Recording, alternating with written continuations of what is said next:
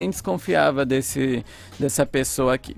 E a gente chamou a doutora, né, Carolina Figueiredo, para falar sobre isso e falar sobre esses crimes, tirar dúvidas de quem está em casa.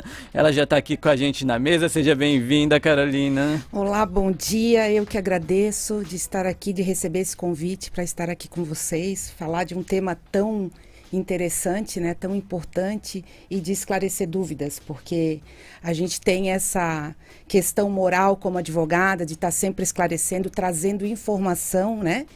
E estou muito feliz por estar aqui. Obrigada pelo convite. Para começar, Carol, essas pessoas que passam por essas, a gente estava até conversando violência, né? Mulheres que passam por essa violência. Muitas pessoas atrelam a violência ao espancamento, ali, a violência física, né? Mas isso também entra como uma violência e a lei está aí para ajudar essas mulheres, né? Sim, na verdade, além da violência física, eu acredito que a violência emocional ela é muito mais forte em determinados casos, né? E isso tem que ser amplamente divulgado para que mais mulheres, porque na verdade não que seja um crime praticado só contra mulheres, mas as mulheres são mais vulneráveis a esse tipo de crime, né?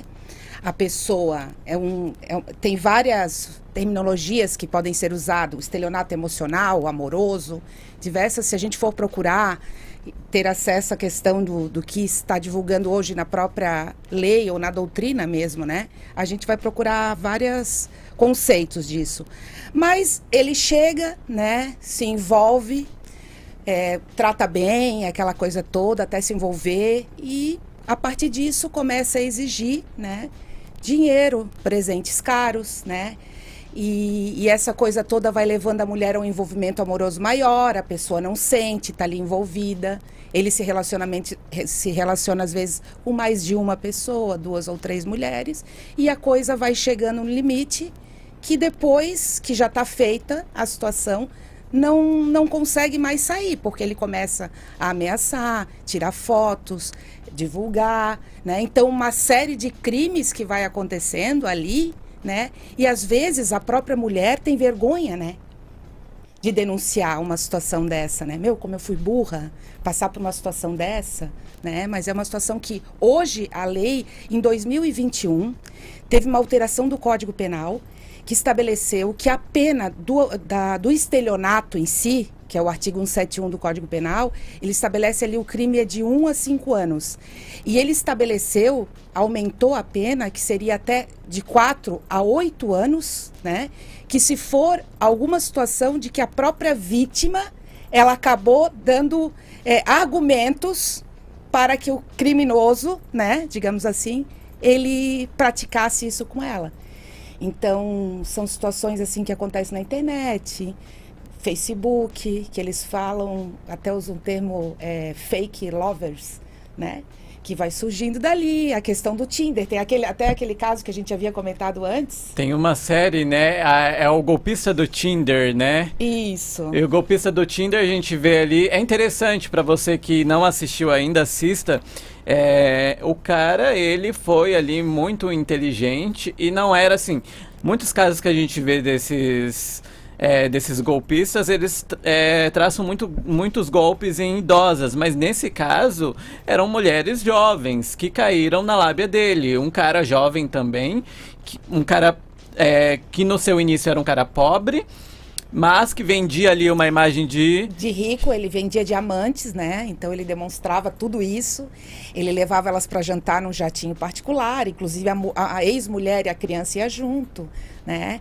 E fazia aquela coisa toda. E depois de levar toda essa, né, esse fascínio, a pessoa acaba, mas como é que cai numa dessa? A pessoa cai, ela se envolve, né? Eu acho que eles já vão direto na pessoa que está à mercê disso, numa certa carência, numa situação toda. E não né? pensa que só vai em pessoas ricas, não, eu sou pobre e não vou cair nesse golpe. Tá. As pessoas que ele pegava, ele conseguia com que elas fizessem cartão de crédito, porque, lógico, você tem um nome limpo, muitas vezes você consegue um limite legal ali. Empréstimos. E a pessoa ia, por exemplo, comprava uma passagem de avião pra ele, porque ele sempre era uma história fugindo de alguém, estava sendo ameaçado. Exatamente. E aí a pessoa ia lá, comprava passagem. era quase parecido com esse caso, porque muitas vezes ele ia levar outra mulher pra conhecer, pra jatinho e tal, e a outra tava pagando isso. E aí acabava que a mulher já não tinha muita coisa, já tava naquela fragilidade, tinha tido um relacionamento tóxico com um homem que não gostava dela, e o cara era gentil, mandava flores, presentes, que eram bancados pelas outras. E aí o estrago depois era... O estrago emocional desse tipo de mulher é uma coisa assim que absurdo. Tanto é que essa situação, ela abriga também na esfera civil. Por exemplo, se isso acontecer com alguém que está nos ouvindo ou com alguém que conheça, uma história assim, tanto pode ir para a esfera criminal, que seria a questão do estelionato, e também para a esfera civil, que seria uma ação de indenização por danos materiais, aquilo que comprova que realmente ele levou, e os danos morais, né? Olha o que isso afeta o psicológico da pessoa, né? Essa situação toda. Então, realmente a justiça está aí, tem que ir atrás, e o que não pode é deixar impune. E doutora, muitas vezes também a pessoa ela não conhece o cara lá que ela tá conversando, mas acaba entregando muita coisa, rede social aberta ali, a senha do cartão, hoje é tão fácil comprar algo com a senha do cartão do outro, é filho, é família e tudo isso que vai virar depois uma ameaça quando ela descobrir quem ele é, né? Exatamente. E aí a pessoa ela tem que ficar esperta a isso e tem que saber também que a justiça tá aí pra amparar quando precisar, né? Exatamente, é isso mesmo. Em um caso como esse, que a pessoa está desconfiando, por exemplo, agora, ela já tem um amparo, é bom ela conversando e pegando alguma prova, assim, tentar... Eu acho que o importante nessa situação toda é essa questão de WhatsApp, dessas mensagens, e-mails, tudo isso ser guardado, não ser apagado, porque às vezes a própria pessoa que ela está sujeita a praticar isso e já vai com essa intenção, ela já vai, apaga as mensagens e tal. Então, tudo isso... Olha, sinceramente, no mundo que a gente está vivendo, eu acho que não custa nada dar uma consultada aí na questão de SPC Serasa, enfim, né? É a questão de processo civil, como é que tá a ficha ali, se tá boa ou não. Pesquisar nunca é demais, né? Nunca é demais. Botar no Google ali, Jus Brasil, já dá uma ajudadinha, né? Até porque hoje a pesquisa da foto, de qualquer foto que você coloca ali, tá no seu computador, você vai à opção pesquisar foto. Uhum. E muitas das vezes aparece o conteúdo ali. Então o Google tá aí para ajudar, né? Eu lembrei de uma história. Essa semana eu tava conversando com uma advogada também e a gente estava falando sobre esses relacionamentos. Assim, vai sair um pouco do que a gente está falando agora, mas é interessante falar sobre isso. Relacionamentos abusivos e tudo mais. E aí ela falou, olha, hoje eu recomendo para as minhas amigas... Vai conhecer, vai sair com alguém, tá com medo, né? Pesquisa no Google e tem o Jus Brasil, né? E ela até trouxe uma história de um cara super, assim, estranho, que a amiga dela tava saindo, tava meio desconfiada, e pesquisaram e descobriram um processo por estupro. Tava lá no Google, né?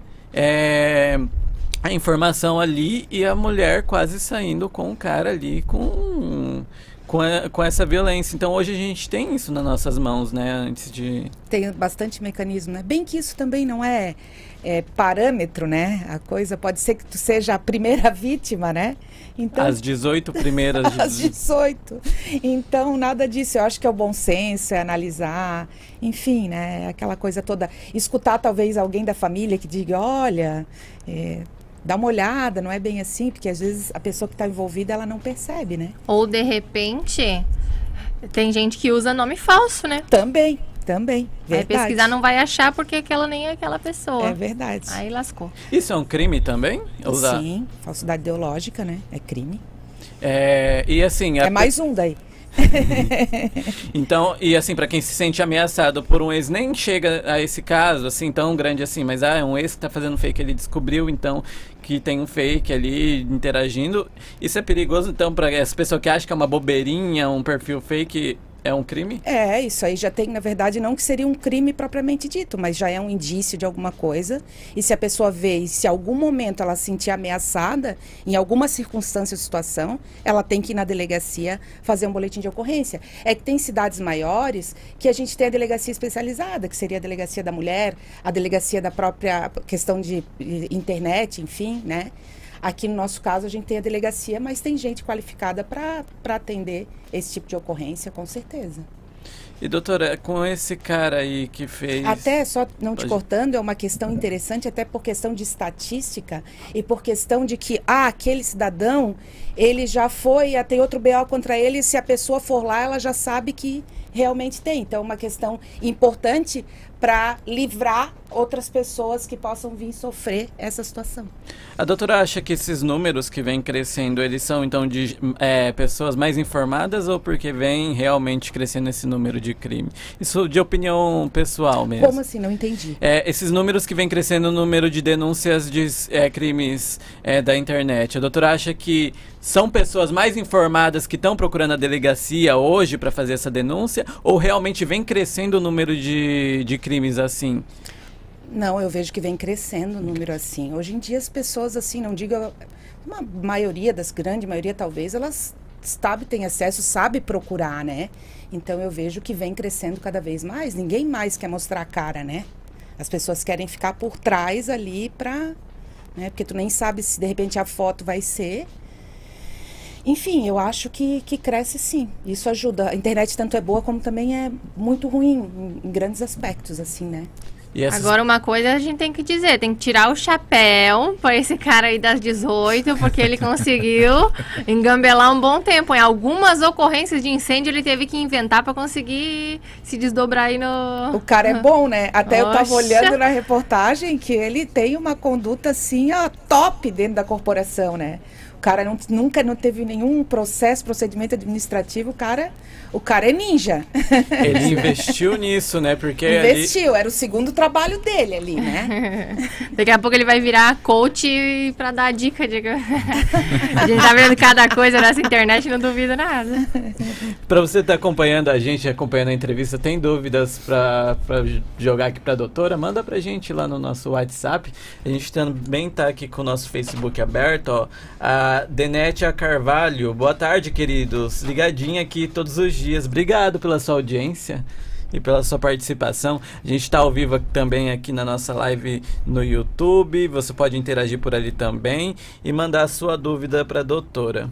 Doutora, e agora, o que cabe então para o que pode acontecer com esse homem que por enquanto a gente diz que ele é suspeito, né? Porque... Certo. Na verdade, assim, é uma situação que eu não consigo falar do caso em si, propriamente dito, porque até um processo que corre em segredo de justiça, até para preservar as próprias vítimas ali, né? Mas é uma situação que ele vai cair nessa situação do 171, da questão ali que utilizou... se utilizou de informações privilegiadas da própria vítima, que fala que tenho isso, tem aquilo. Então, é uma pena de 4 a 8 anos. Então, realmente, se condenado, se provado, realmente é isso, vai preso. E essas 18 vítimas que provavelmente tiveram aí um prejuízo, eu acho que... Material, né? Material também, que provavelmente também não vão ter tudo isso de volta... e a esperança delas conseguirem alguma coisa, um retorno disso que elas gastaram com eles? Na verdade, é uma situação um pouco complicada, porque um cidadão desse também, não acredito que não tenha nada no nome dele, né? O que ele vai ter no nome dele? É bem provável. Então, eu acredito que na esfera criminal ainda se possa ter algum resultado. Agora, na esfera civil, que seria... ele ter alguma coisa para penhorar algum bem, para poder ter isso de novo, ou se eles conseguirem recuperar um carro que tiver com ele, ou alguma coisa nesse sentido. Mas é um pouco mais difícil. E os danos materiais que viriam para ela seriam dele, né? Do dinheiro dele, do que ele tem. Do que ele tem, ou do que seria delas, que estaria na posse deles. Isso pode ter sido vendido até localizar. Então isso ainda é um pouco mais delicado, sabe? Dificilmente. Um cara desse não tem nada no nome, já sabe, não tem dinheiro, não tem conta, não tem nada.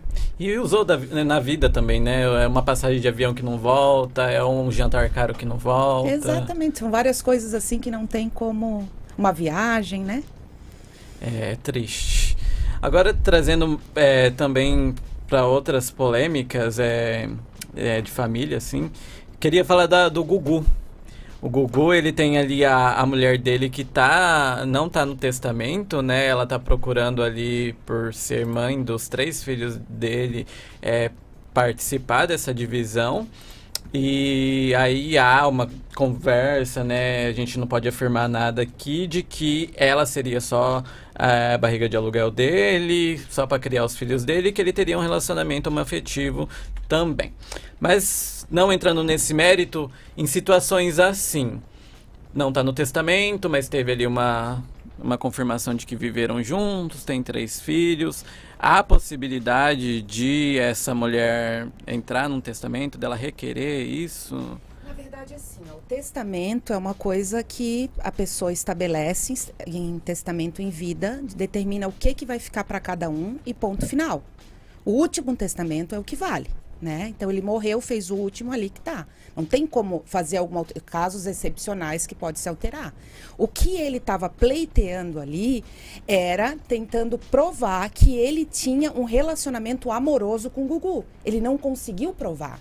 Nenhuma foto que ele juntou, nenhuma mensagem que ele juntou, pelo que eu vi numa reportagem também. Eu não conheço o processo, tá? Sim, sim. Isso eu vi numa reportagem.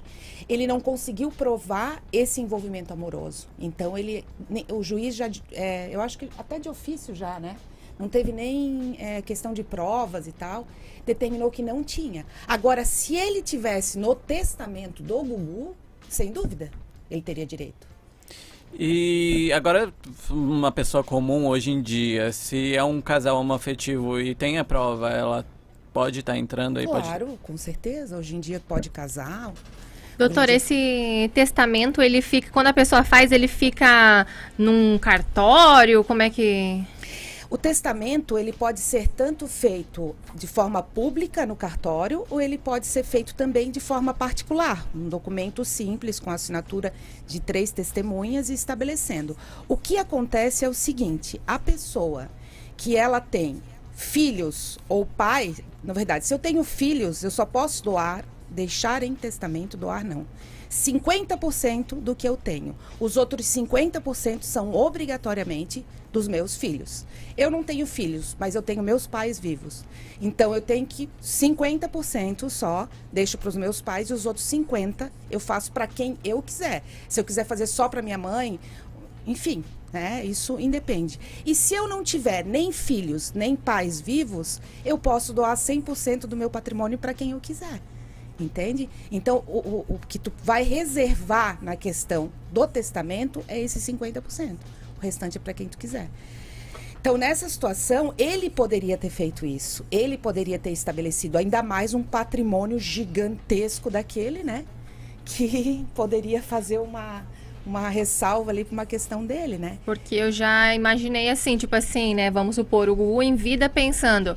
Vai que acontece alguma coisa, vou deixar aqui no meu testamento tanto para os meus filhos, tanto para minha esposa e tanto para o rapaz que é meu namorado. Só que ninguém pode saber ainda que ele é meu namorado, só no dia que eu morrer. Só que daí esse documento também vai que vazasse, né, alguma coisa assim, então provavelmente ele não quis fazer isso para não correr o risco. Mas isso daí ele com artimanhas, com jurídico gigante, com uma situação assim, isso aí... ele conseguiria manter isso sigiloso, né? E parece que daí nem a mulher entrou nesse. Parece que foram os filhos. Só os filhos, né? E a irmã, né?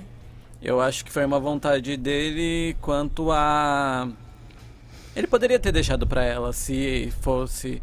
Se ele quisesse também, ou para ela ou para ele. Eu acho que no pensamento, agora opinião minha, né? No pensamento dele, nenhum dos dois... Se tem alguma coisa ali, nenhum dos dois vão entrar. A minha prioridade hoje é filho e parte familiar. Agora, interessante a doutora falar dos pais, né? Que os pais têm direito de 50%. Então, se eu não tenho um bom relacionamento com pai ou mãe, que não é meu caso, tá? Obrigatoriamente vai ficar isso? Obrigatoriamente. Se tu não fizeres testamento, tá? 100% do teu patrimônio, se tu falecer, vai para eles, né? Tu não tendo filhos. Agora, se não, eu vou fazer então um testamento, então vai ter que só 50 vai para eles. É uma situação assim, as pessoas acham, não é só filho, doutora, não. Os pais também, os ascendentes e os descendentes. O testamento hoje, ele é uma dor de cabeça a menos fazer? Eu pergunto porque na minha família a gente tem 10 anos enrolado um testamento feito pós-morte, né, para poder dividir e tudo mais.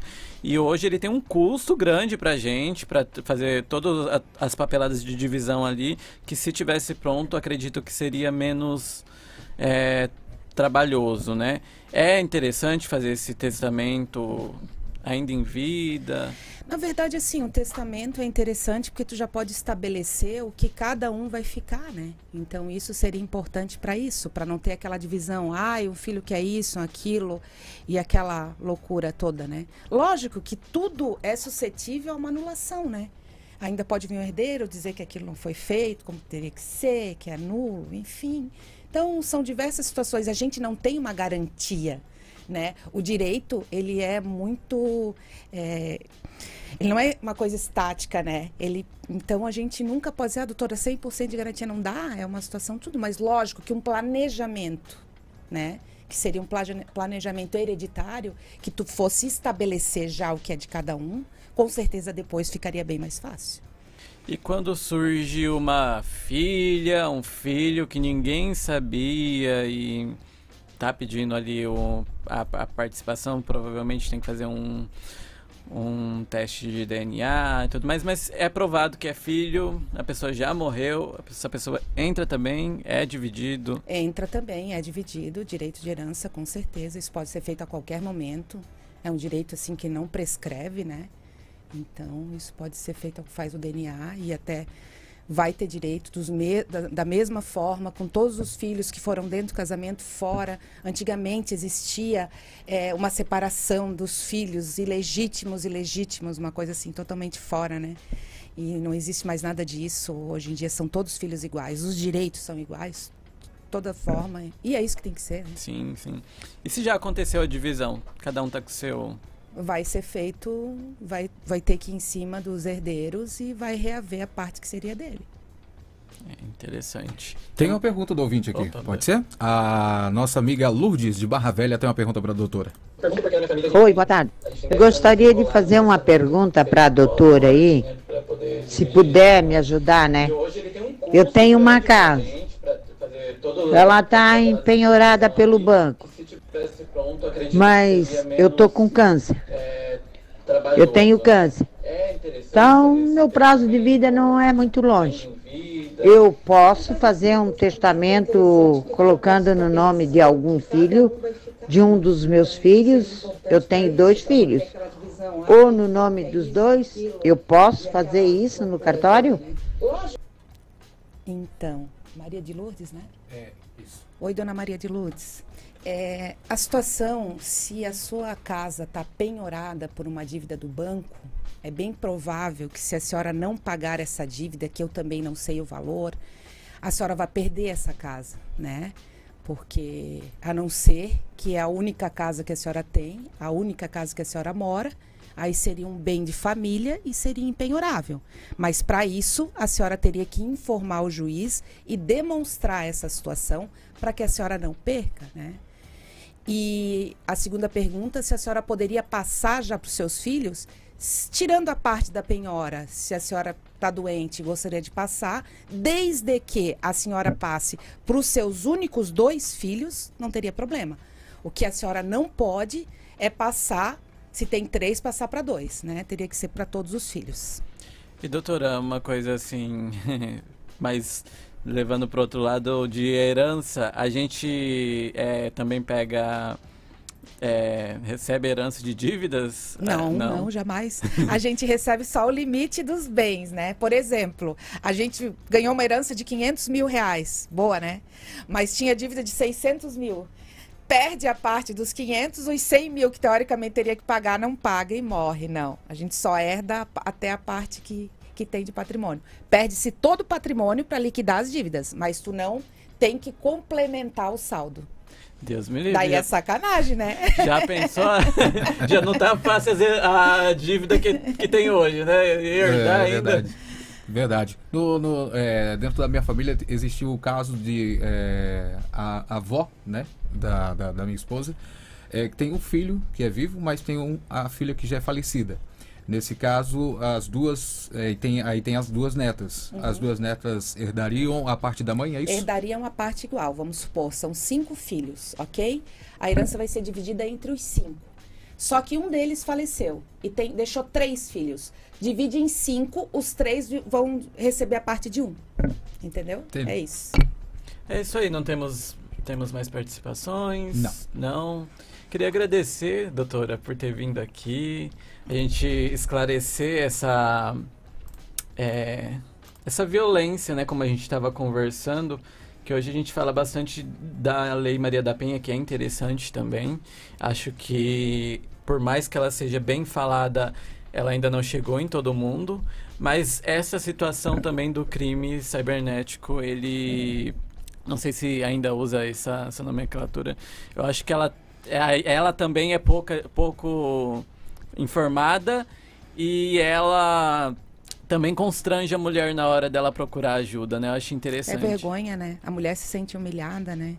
Ainda por tudo assim que a gente passa, que a gente, como mulher, né? A independência da gente, a situação profissional que a gente busca, né? Mas é sempre vergonhoso, né? É sempre assim, a gente ficou para trás, é uma situação difícil, mas a gente tem que buscar, a gente tem que usar o exemplo da gente para proteger as outras mulheres, né? E procurar os direitos e é isso aí. Nem que não vá resolver, mas que se faça disso uma situação para frente, para mostrar, para servir de lição, para que não haja outras situações semelhantes. Para essas 18 mulheres, para que viesse à tona, eu tenho certeza que uma teve que ter coragem, porque ele ameaçava. Ele provavelmente tinha ali alguma coisa para ameaçar. Fotografia, vídeos, né? Que hoje tem que tomar cuidado também esse compartilhamento de fotos e tudo mais. Então, ele ameaçava, mas uma precisou ter coragem. E às vezes a pessoa tem medo, acha que não vai resolver, mas olha, 18 mulheres que a maioria ali não sabia, que ela ajudou, muitas estavam começando a entrar no golpe, que ela, às vezes ela não vai ter o retorno financeiro, e tudo esse tempo perdido dela, mas ela ajudou que outras mulheres não passassem por isso, né? Por isso que a gente tem que falar bastante do assunto, né? Exatamente. Essa questão acontece também, né? A gente está encerrando a questão do programa Catfisher, que também é uma polêmica, aquela situação, né? Da pessoa se passar por uma, não ser aquela, e muitas das vezes, ele não olha do outro lado o sentimento da pessoa, tanto a mulher quanto o homem, né? Não olha do outro lado o sentimento de uma pessoa que está ali 5, às vezes 4, 5 anos namorando à distância, não sabe nem quem é a pessoa, nunca pode ligar a câmera, então acaba envolvendo muito também essa questão, né? É verdade, é bem complicado. E nesse Catfisher, muitas vezes eu assistindo, a pessoa ela não tinha o interesse de tirar financeiramente nada da outra pessoa, às vezes era por nada mesmo, mas ela estava atrasando e estragando a vida de outra pessoa, sim, até emocionalmente. Mas é crime também, né? É crime, e esse abalo psicológico às vezes é muito mais, né? Forte de se recuperar do que qualquer outra coisa, né? Porque a decepção é maior, né? Muito, né? É isso aí, eu vou me despedindo aqui da doutora, que a gente já vai falar de BBB, tem um material de BBB aí, pra gente mostrar de ontem, que rolou ontem à noite, mas quero agradecer a doutora. Doutora, muito obrigado por vir aqui participar com a gente, bater esse papo e esclarecer todas as dúvidas. E a gente está aqui com as portas abertas para receber a doutora e trazer outros assuntos também. Eu que agradeço, fico à disposição sempre que precisar, adoro passar informações, adoro falar, adoro conversar, quase derrubando tudo aqui, que eu gosto de gesticular, enfim, mas agradeço mesmo, tá bom? Um beijo bem grande para vocês. Obrigado, doutora. E ontem o negócio pegou fogo lá na casa mais vigiada do Brasil. Olha para essa câmera aqui.